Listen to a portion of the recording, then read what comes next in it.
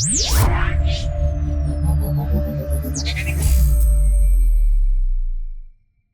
उन्होंने और चिंतन किया तो वो अपना फैसला अपने हिसाब से करते हैं। कांग्रेस पार्टी में अभी एक बड़े पैमाने पर ये मैसेज भेजा जा रहा है और उससे पूरे देश का मुसलमान ये मान रहा है कि भाई राहुल इस लड़ाई को लड़ रहा है और ये भाजपा के खिलाफ है और ये एक चेहरा है, लेकिन हम उससे कोई खिलाफ नहीं है कि हम कांग्रेस पार्टी के या राहुल गांधी के खिलाफ हैं, लेकिन हम ये चाहते हैं कि मुस्लिम समाज की जो 18-20% आबादी है तो उसके हिसाब से, क्योंकि बीएसएस और बीबीए का एक ही उद्देश्य है, एक ही नारा है कि जिसकी जितनी संख्या बढ़े उसकी उतनी हिस्सेदारी। तो मुस्लिम समाज जो 18-20% है और 543 सीटें हैं लोकसभा की, तो भाई इनकी लगभग 97 सीटें बनती हैं। तो 97 सीटें लोग देते क्यों नहीं हैं?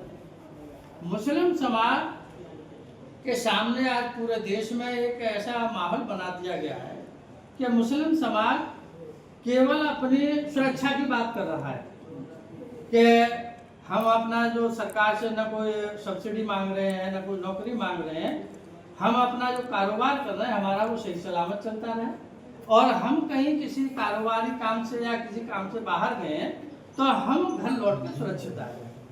ऐसा एक माहौल पैदा कर दिया गया है।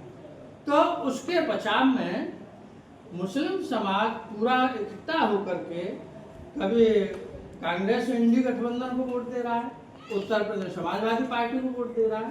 तो हमारा कहना ये है कि आप अपने हिस्सेदारी की बात करिए, हिस्सा आपको मिलना चाहिए। तो हिस्सेदारी में क्या है कि अभी मैं पिछले इसकी बात करूं आपके सामने, ये 2 मिनट और ले लूँगा।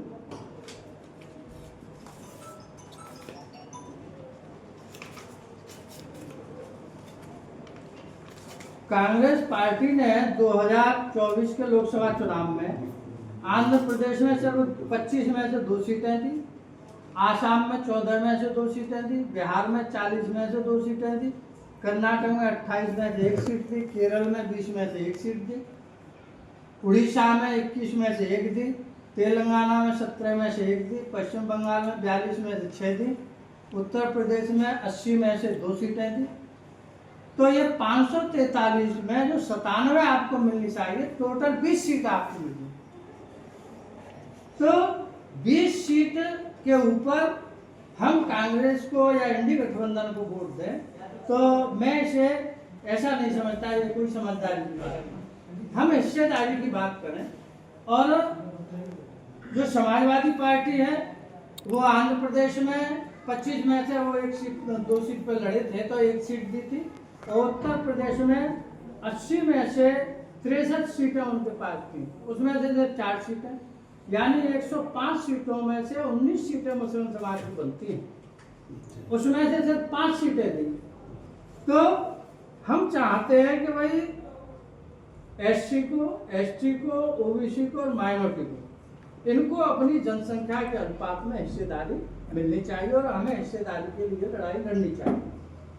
हम चाहते हैं कि आप लोग, अभी अखिलेश यादव ने 1 महीना पहले लखनऊ में बैठक बुलाई, उसमें बड़े बड़े लीडर्स गए, आपके जानकारी में होगा शायद।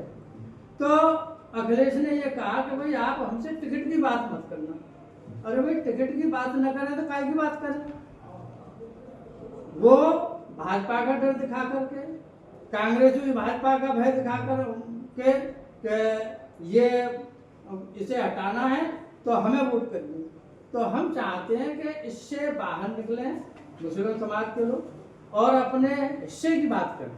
हिस्से की बात करेंगे और हम सब इकट्ठे हो जाएंगे तो हमारी तादाद 90% है। तो देश में और प्रदेशों में अपनी सरकारें होंगी तो अपने सामने जो आए दिन समस्याएं आ रही हैं, सारी समस्याओं का समाधान होगा, ऐसा मेरा कहना है। और यही बीएसएस और बीबीए की ये विचारधारा है, वो ऐसा चाहती है। अल्टरनेट पॉलिटिक्स तो ये जो साहब सिंह ने जो बताया, हम कब तक बीजेपी और कांग्रेस के पीछे रहेंगे? हम 90% लोग हैं। चलो हमें फेज 1 में समझो 29 की टारगेट करते हैं, तो चलो हमें समझो 500 सीट नहीं मिलेगी, 100 सीट मिलेगी, हम साथ में जाएंगे सब लोग। तो नेक्स्ट इलेक्शन का टारगेट करते हैं 34 का, उसमें 400 मिलेगी, अपनी पावर आ सकती है। और 29 में हम किंग मेकर भी बन सकते हैं, 100 सीटें आती है तो 50 भी आती है तो भी पावर किंग मेकर बनते हैं। तो क्यों ना हम इकट्ठा होकर ये लड़ाई लड़े। असल मसला वही है, इकट्ठा होकर आप ये मत समझिए कि जान बचाने का मतलब सिर्फ मुसलमानों का। ये जो होता है क्या, अरे हुजूमी कत्ल को क्या मॉब लिंचिंग का आप परसेंटेज देखिए, मुसलमानों से ज़्यादा दलितों के ऊपर आप रोज को शुमार करेंगे। इसी तरह मुसलमानों में कोई आदमी माना जाता है फुल हाईलाइट होता है, ये अच्छी बात भी है। दलित एक की जगह 50 भी मारे जाए तो उस पर नहीं। अब आपको सुनकर हैरत होगी कि ये जो हमारे ईसाई भाई हैं उनमें बड़ी तादाद है, हम लोग उनके साथ बैठे, उन्होंने कहा कि आप एक जो मस्जिद की बात कर रहे हैं, हमारे इससे पहले के बाद 2019 से पहले 2014 के बाद हमारे 500 चर्च लगे, जिनका कहीं कोई जिक्र भी नहीं। तो ऐसा लगता है हम लोगों को, मैं तो समझता हूँ कि जितने मजलूम हैं सब जो दलित हैं उनसे ज़्यादा मजलूम, हमको तो कम से कम वो अपने बराबर बैठने के लायक समझते हैं। अब आप देखिए हमारे मुल्क की सदर जमहूरियत वहाँ एसटी तो है नहीं, लेकिन एससी, बीसी और माइनॉरिटी, और उस सेमिनार में हम कहेंगे कि उत्तर पश्चिम यूपी को ही सबसे पहले कंसीडर किया जाए, जहाँ पर मुस्लिम बहुत ज़्यादा हैं और बैकवर्ड बहुत ज़्यादा है। वहाँ वो लोग भी नहीं हैं जिनकी बात आप कर रहे थे। यादव बेल्ट बिल्कुल अलग है, वो वहाँ पर यादव बेल्ट भी नहीं है। मैं वजाहत कर दूँ जो कहना चाह रहे हैं हम, पश्चिमी उत्तर प्रदेश बरेली जिले के गाजियाबाद की जो पट्टी है उसमें यादव नहीं है, उसमें वोट है सैनी, गुर्जर और जाट और एससी, ये वोट है, उनका वोट भी नहीं। माल हमारा बेच हो रहा है, कह के भी आए हैं गाजियाबाद में, मैंने ये बात कही कि माल हमारा बेच हो रहा है, इसलिए कि हम ना आए, हम अपनी चीज़ को रखा नहीं पाए।